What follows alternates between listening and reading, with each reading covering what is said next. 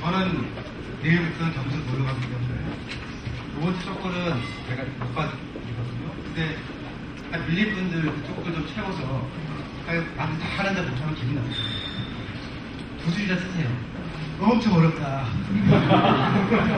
얘들은 이거 문제 낸 새끼 나쁜 놈이다 라고 쓰세요.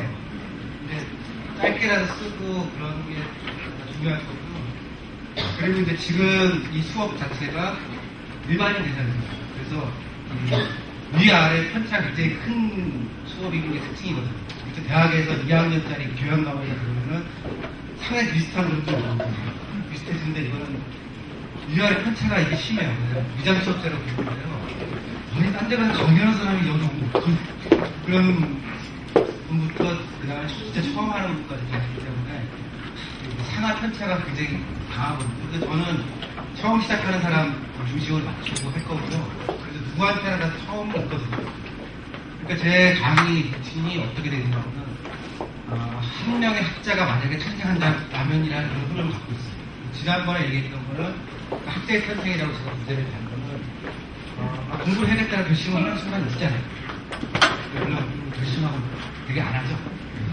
되게 안 하지만 그래도 결심하는 순간이 있고 그때부터 이제 어떻게 할 거냐라는 고민을 하는 거고요. 오늘 하는 거는 지난 시간에 이제 이렇게 결심했다 치면은 첫 번째 선택해야 되는 문제에 대해서 이게 4강이죠. 4강 경제적 인간과 사회적 인간 이렇게 주제를 잡고요. 주제로는 개인, 구조, 그리고 달 뜻은 다 아시죠? 여기서 저기로 건너갈 때 자기가 표현하니까 넘어가는 거. 그러니까 이제 만약에 이제 생각을 해보시면 여러분들이 이제 이 연구자가 되기로 마음을 먹었어요. 그래서 지금부터 이제 학자인 거예요. 만약에 학자라면은 첫 순간에 결정해야 될 게 있어요. 그런 여러 가지 나는 뭐를 해야겠다, 어떤 문제를 풀어야겠다 그런 거 있지만 어떤 대상을 볼 때 그 대상을 어떤 식으로 분석을 시작할 거냐라고 하는 가장 기본적인 결정을 해야 돼요. 그러니까 대상이 뭐가 하나 뭔지 모르지만 있다고 칩시다. 대상이. 우리는 저걸 분석하는 일을 할 건데 여기에 대해서 맨 처음, 그러니까 첫 순간이에요. 그러니까 자기가 학자가 되는 첫 순간 혹은 분석하는 그 첫 번째 순간이 있다고 해요. 그때 뭘 선택해야 되냐라고 하는 그 질문을 하거든요. 아시겠죠? 그러니까 우리는 지금 자기는 학자로서 아무것도 모르지만 내가 지금부터 이제 뭐를 분석하기 시작한다. 예를 들면 이명박 같은 사람 분석한다. 그럴 수 있잖아요. 그래서 이명박과 이명박을 둘러싸고 친구들을 분석하겠다. 내지는 이명박과 이명박의 친구를 둘러싸여 있는 그런 방송까지 분석합니다. 내지는 이명박과 그의 친구들과 그를 지지하는 한나라당과 그 옆에 있는 괜히 찍어주는 우리 아무튼 분석합니다. 뭐 있을 것 같아요. 자기가 뭔가 분석하겠다고 했을 때 첫 순간에 이거는 누구한테나 오는 거고 어떤 연구에나 오는 순간인데 껍데기를 먼저 볼 건지 아니면 그 안에 이 안에 막 수많은 게 있을 거 같아요. 수많은 게 있는데 안에 있는 걸 먼저 볼 건지 껍데기를 먼저 볼 건지 라는 결정을 해야겠죠. 직관적으로 손들어 볼까요? 자기는 껍데기부터 보겠다고 생각하시죠. 껍데기. 그 다음에 자기는 안에 있는 것부터 보겠다고 생각하시죠. 왜 그렇게 생각하세요?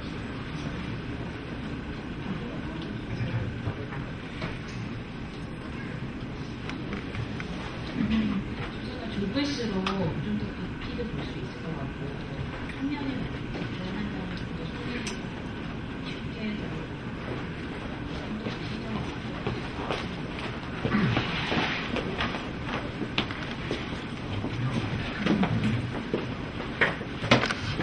이런 거예요. 처음 시작할 때 그 사람 눈이 동시에 다 볼 수가 없잖아요. 그러니까 그 인식의 순서라고 하면은 껍데기부터 볼 건지 안에부터 볼 건지는 물론 이런 얘기 있었을 때 그거 다 봐야 되지 않냐.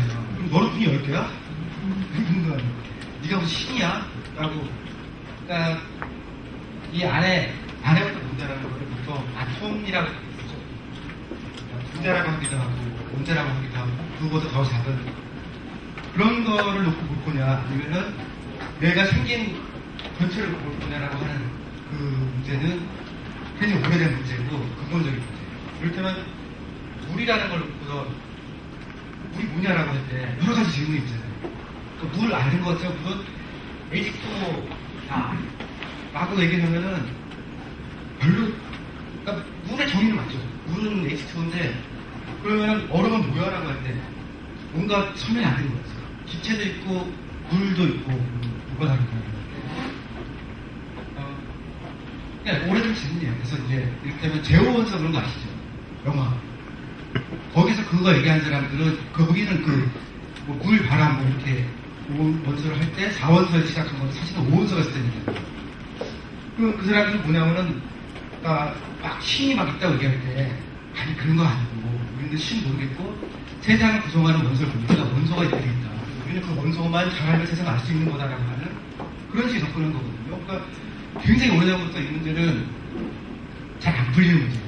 그러니까 껍데기를 본다는 것도 중요하죠. 그러니까 껍데기를 딱 보니까 많이 알 수 있잖아요. 껍데기를 딱 보면. 근데 껍데기가 다는 아니고 그 안에 있는 걸 막 보면은 뭐 아는 것 같은데 사실 그럼 이 사람들이 어떻게 할 건가라고 질문했을 때 그건 모르겠다라고 했어요. 이를테면 한국 사람들은 참 어떤 사람이다라고 얘기하잖아요. 그거는 안에서 또 모르겠어요. 한국 사람 한 사람 한 사람 정리한 건데 근데 왜 축구는 이렇게 못해요? 이를테면 독일 사람들 한 명 무슨 뭐 이렇게 했는데 독일은 축구 왜 잘해? 그러면 사실 독일 사람은 분명하고 어쩌고저쩌고 하는 얘기들이 독일이 축구 잘하는 이유를 설명하지도 못하잖아요. 그런 식의 얘기를 오늘 할 건데요. 이거를 이제 가장 최근 버전으로 이제 하면은 개인부터 출발하는 거에 가장 대표적인 그런 접근이 호모 에코노미쿠스라고 하는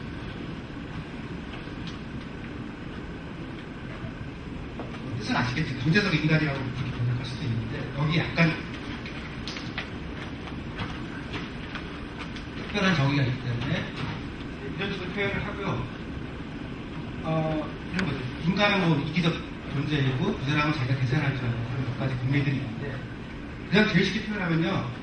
유틸리티 펑션이라는 게 있다고 치고 유틸리티 펑션은 안에 여러 가지가 들어가겠죠. 그렇다면 자신의 효용을 결정하는 게 뭐냐.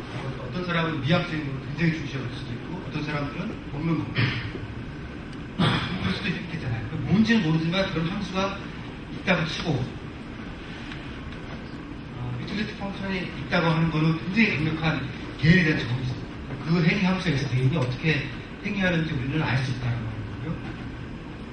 소진적으로 하면은 개인의 효용을 맥시마이즈 하기 위한 이게 개인의 행위로 표현돼요. 그러니까 만약에 기업이다 그러면은 파이라고 쓰고서 이윤율이라고 쓰거든요. 똑같은 이거는 기업을 정의하면은 자기 이윤율을 극대화시키기 위한 방식으로 잘 행동할 거다.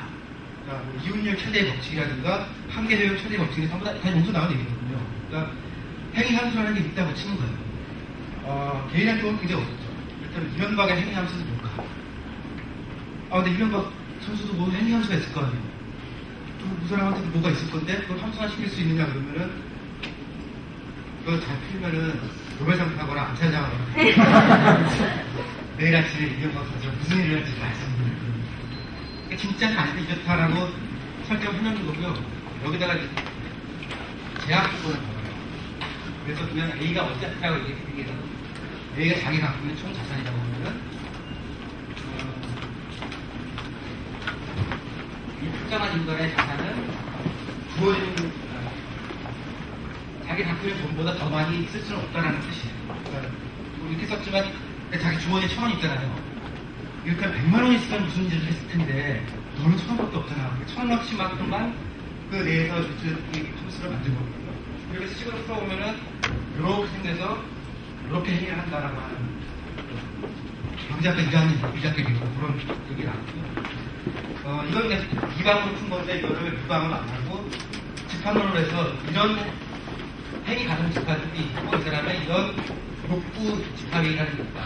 무슨 집합을 만들고 그 집합을 왜 생긴다라고 표현하는 컴퓨터를 줍니다. 수학이 더 어려워져도 사실 이 프로그램대로 하는 거거든요. 이렇게 얘기하면은 개인들이 어떻게 움직이는지는 맞거나 틀리거나 설명할 수 있겠죠. 그런데 어떤 사람은 그런 물질적인 것보다 정신적인 거 훨씬 더 원하잖아. 그래, 그럼 스피리추얼한 걸 넣어줄게. 그리고 그 앞에 코에피션트가 훨씬 높다고 해줄게. 라고 하면 되는 거예요. 그러니까 이거는 어떤 철학자라거나 아니 돈 닦은 사람들의 행위도 많이 쓰는지 모르는데 설명을 할 수가 있어요. 일관되게 설명할 수 있거든요. 레오 말라스라는 사람이 있습니다. 이렇게 돼 있는 개인들의 행위를 전체로 묶어내는 그 설명을 제일 잘하는 사람이 말라스였어요. 그래서 우리나라에서는 말라스 얘기는 어려워서 잘 안 하는데 경제학에서 제일 중요한 사람이 말라스라고 그랬어요. 말라스라는 얘기는 뭐냐면요. 이렇게 모인 사람들이 시장이라는 걸 중심으로 서로 시장이 여기 있고요. 여기 경매자가 있고 서로 이렇게 거래를 하다 보면은 이 모든 게 균형이 된다. 라고 될 수 있다라는 그런 일반적 이론을 얘기하는 게 맞았습니다. 식으로 풀면은 이렇게 생긴 거예요. N개의 시장이 있는데 N개의 가격이 나는 반격수 N개? 그러니까 상품이 N개가 있다고 보는 거죠. 세상에 있는 모든 상품은 N개다.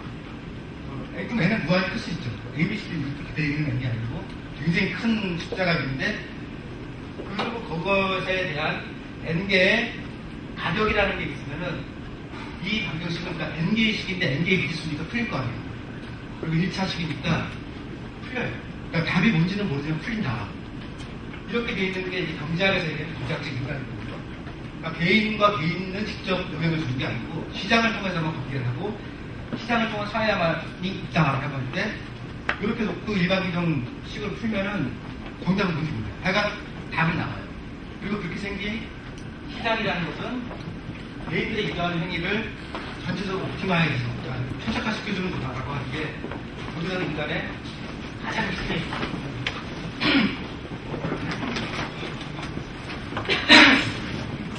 근데 이제 오늘 할 얘기는 아니고 하이에크라는 사람은 말라스 이런 설명을 싫어해요.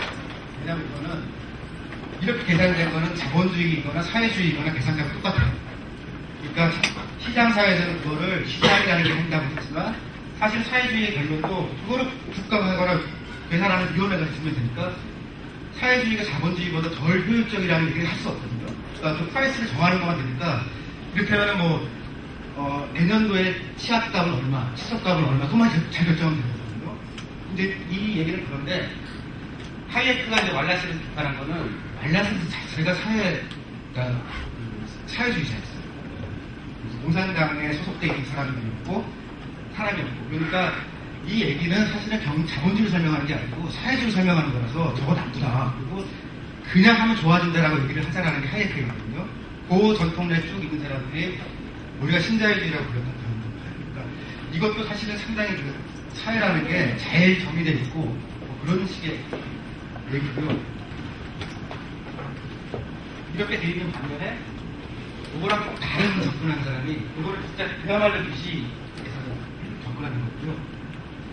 케인즈라는 사람이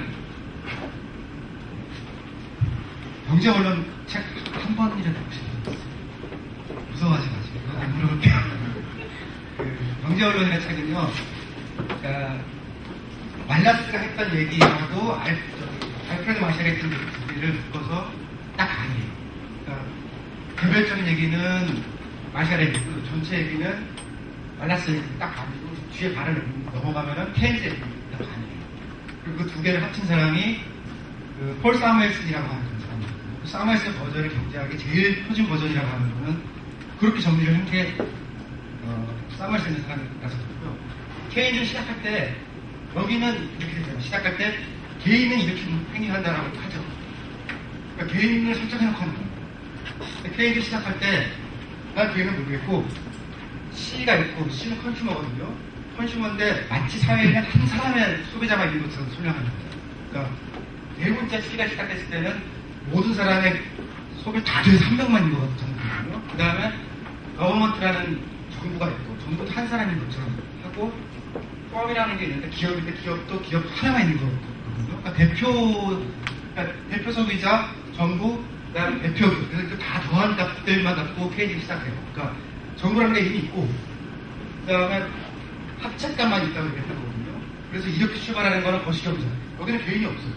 개인이 여기 평균에 다 들어가 있는 거고 이를테면 우리나라의 총소비, 정부의 총지출, 예를 들면 기업의 총투자 이런 거 있잖아요. 전체 값이거든요. 딱딱한 얘기군요. 케인즈한테 이제 그런 얘기를 막 하는 사람들이 있습니다. 근데 그런 집단적인 얘기가 나온다라는 그 보장이 어딨냐.